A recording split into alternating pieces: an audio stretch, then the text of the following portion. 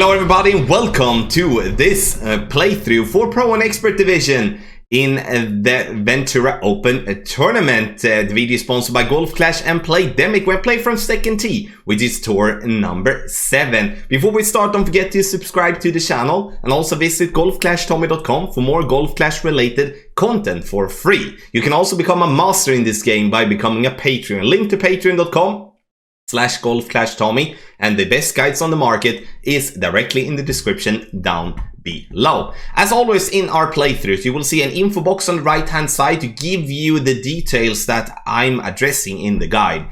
Find the elevation adjustment for the drive for the second shot. You also see the ball and the club that I do feel is going to be the key ones to use on that specific hole. Make sure to always ask if you have questions. There is no stupid questions, just only stupid answers, and that you can do in the comments down below, or you go to the website golfclashtommy.com and use the contact form. In the end, enough talking about this, and let's go and focus on hole number 1.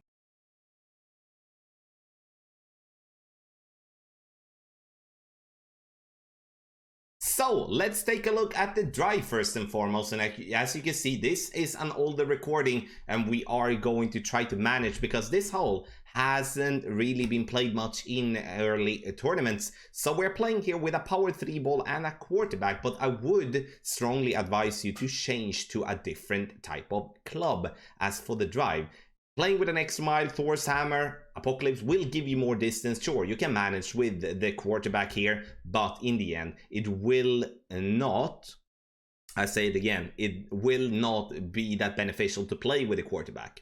If we do have a straight tailwind, we can go green. Otherwise, we're going to try to lay up as close to the top here possible. And obviously, the spin will vary depending on what type of wind we are going to have. If we do have a headwind, Kingmaker is very much suggested. And the reason that is suggested is because in headwind, we do need to go with basically max overpower to be able to reach over the rough. For the second shot here, ladies and gentlemen, we are going to play with, here I play with the Claw, but you can play with Hornet or the Thorn as equally good. The thing that I would like us to look for is to actually look for the top right of this green, because there is a funnel there, hard to use though when you do not have a good ball guideline as that we do have with the Claw. So now we're just trying to attack the pin directly, which in the end won't make it to drop, but it will be getting it close. This is, in my opinion, a perfect opportunity actually for a dunk as well, and that is something that I will definitely explore throughout the tournament if that's going to be the better way of playing it. No elevation for the second shot. We're playing 10% over adjustment for the drive. And once again, it's so many things that's going to make us decide what type of bag. So we'll have to wait until we have it in a tournament, or obviously if we play it in tour play, we do need to just adapt on the fly.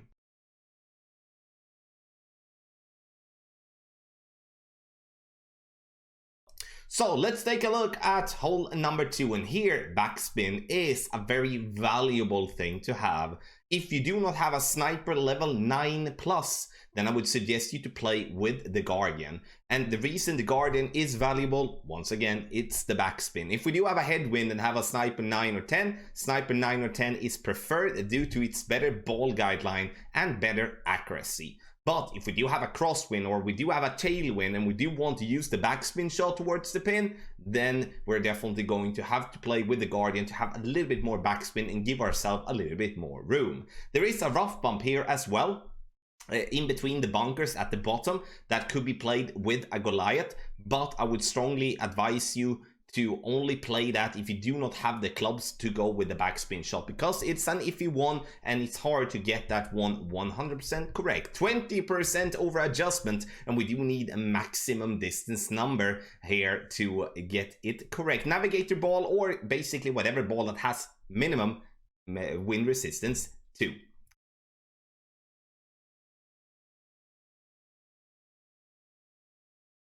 So let's take a look at hole number 3, a very easy par 5, I must say. And we are only going to try to get this ball up there on the fairway. So you have a decision to make. With any form of tailwind, we can push this drive very hard. meaning that we could use curl, we can use topspin and side spin, and also then obviously a power 3 to power 4, power 5 ball, and gain a lot of distance here. There is also a possibility for a power hook here. I'm not going to play a power hook in this scenario, but it is definitely possible, but then you need to play with a power 5 ball to get enough distance. Max curl left and as much top spin and side spin possible. Unfortunately, we just clipped that rough, otherwise we would be gaining a lot more distance. But now, from this range here, 360 yards, we're going to find ourselves with a long iron towards the pin. 10% over adjustment for the drive leaves us towards no elevation for the second shot. And now comes a little tricky part here, especially when we're adjusting directly at pin like we're doing from, you know, more centered state. You see the ball guideline is very glitchy. I would recommend to move your target more right and use left spin to try to catch the funnel that is at the beginning to the right of the green. Hard, obviously, with a long iron with a very bad ball guideline like the Goliath level 6. So in the end, if we are trying to look for the funnel, maybe we should go a little bit shorter with a drive and lay up for a sniper that we do have a good ball guideline, or that we should be having maybe a different type of long iron, because this that happens now is very common on the screen because it's so bumpy and a lot of spots that is very inconsistent, so we do get a glitch. So it's either going to be a long iron or a wood club for the second shot, depending on how far you reach with your driver.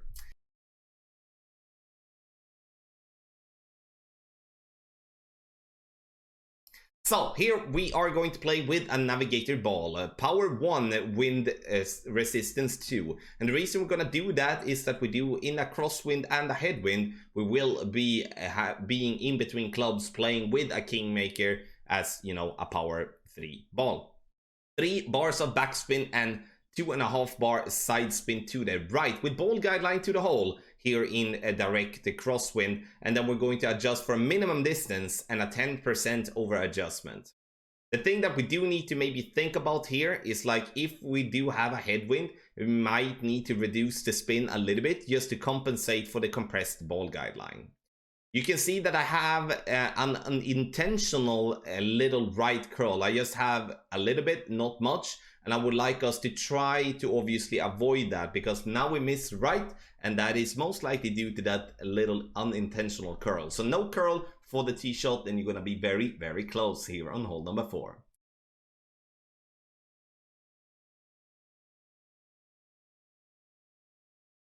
So let's start with the drive, and here I would like us to play with a driver that gives us distance, or meaning power as a stat.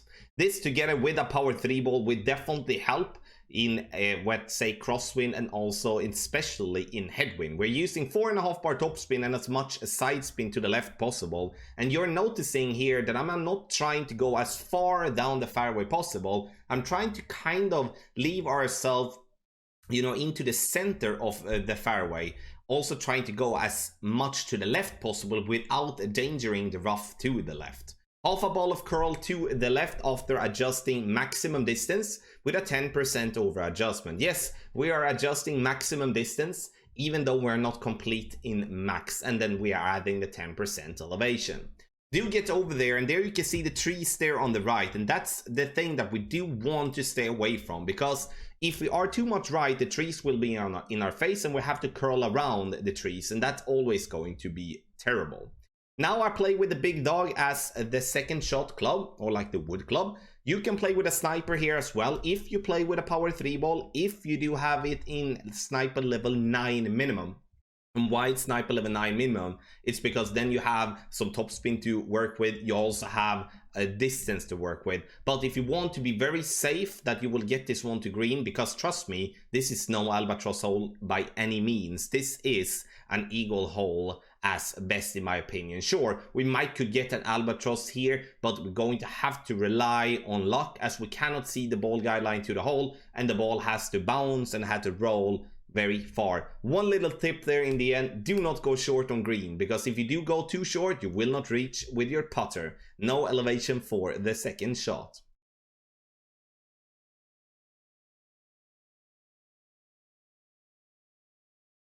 So let's take a look at this par 4. If we do have a tailwind, we go for green.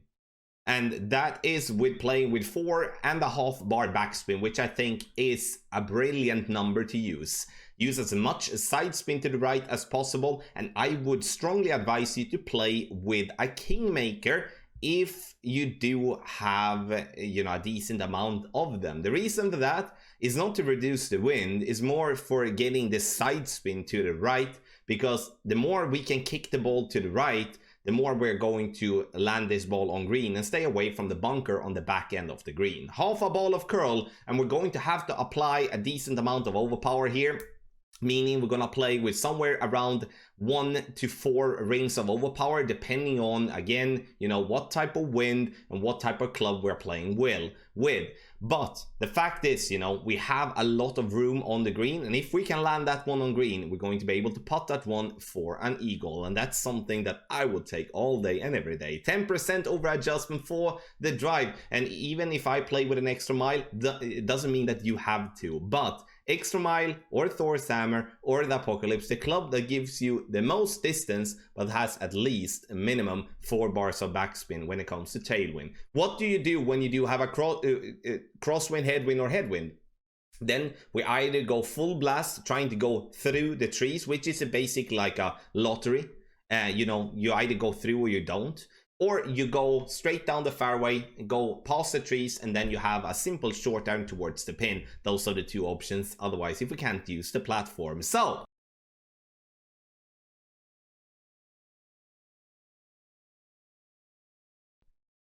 let's take a look at hole number 7, and here we are going to play with the sniper. And I would say like this, if we do have a sniper level 9+, we play with the sniper no matter what type of wind. If we do not have a sniper level 9+ and we do have a tailwind, I would suggest you to play with the Guardian. And the Guardian, due to having more backspin, and then if so, make it a little bit easier. Now we use the backspin that we have on the sniper level 8, ball guideline a little bit to the right of the pin. We are a little bit short because we are not really thinking about the headwind being making it a compressed ball guideline. 10% over adjustment is what we're gonna play, and please, for the love of God, stay away from the left side, because if you fall down that hill that you can see there, you will not reach with your putter. One thing that I would like to add here that I'm not showing in the video is that there is a rough bump. It's a very thin rough bump, but it's a splendid rough bump and could reward you massively by having a really good chance for the hole-in-one every single time. And I will be playing the rough bump depending on wind. Crosswind and also headwind, I most likely will be playing the rough bump. Where I am in tailwind, will most likely stay away from using the rough bump. We will see what wind we get in the tournament.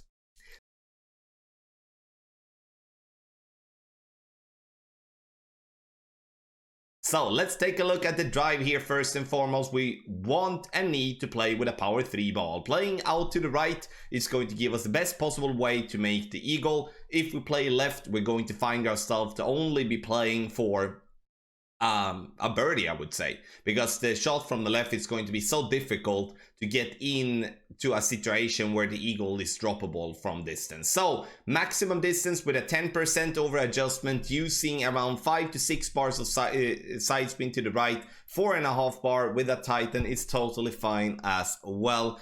Getting it up with around 2 bars of top spin to get as close to the rough as possible. Second shot is going to be a long iron, and here we play with the Goliath, and we are approximately in medium distance of our club. Now I'm going to try to make sure to have the ball guideline to just clip the end of the rough. The reason I want that ball to show that I'm going to clip the top end of the rough there, it's because we do have a slight tailwind, and then we're going to have a little extended ball guideline, and we do need to get this ball to just barely bounce over the rough to have a chance for the eagle, because otherwise we will come in too hot.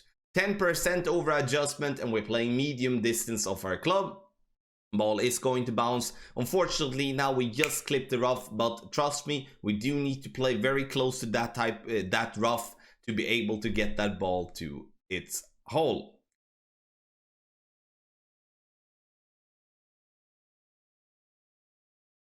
So let's take a look at the drive on this very tough par 5. Now we do need to either go with an aggressive shot that we go over the trees, you know, and try to land on the fairway there on top, or that we're trying to use a club that gives us curl, which could be a quarterback or the rock in tailwind. But here I'm playing with a kingmaker, and the plan here for me, as you can see, I'm going to try to give ourselves a shot towards the top fairway without, you know, with using overpower.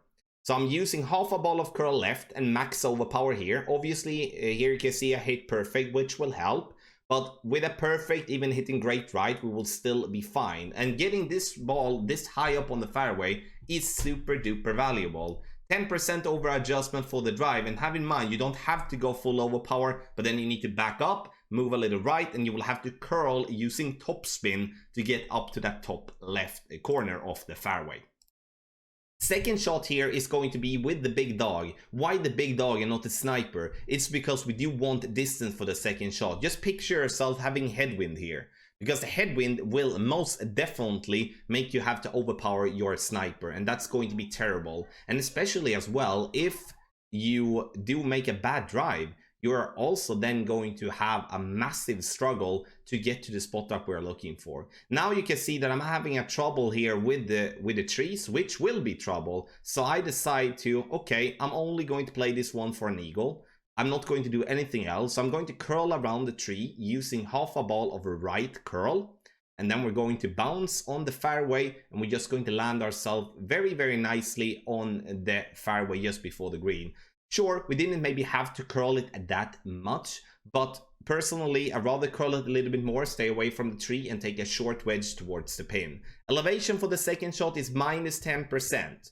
So it's an uphill adjustment, which means the ball is less affected by the wind. And please have in mind that this hole is not played for having an albatross. Sure, if we do have a straight tailwind, maybe an expert, and we have 12-13 miles per hour with a power 5 ball, we can go aggressive, yeah, and find the fairway on the left side. Then you might have a chance for the albatross. But if we do play in the way that I described here, we have an eagle, and that's the one that we're gonna get. And don't try to be a hero. Thank you so much everyone for watching this playthrough for Pro and Expert Division in this Ventura Open Tournament. It's a full 9 of the Santa Ventura, which you all can practice on tour number 7 for this tournament. The video here is sponsored by Golf Clash and Playdemic, and make sure that you email us tommylofberg@gmail.com or using the contact form on the website. If you do have any question, you can always as well use the comments in the comment section below to just ask a question. Also, get the guides on patreon.com/golfclashtommy, and in the end here, I want to wish you the best of luck in the Ventura Open Tournament.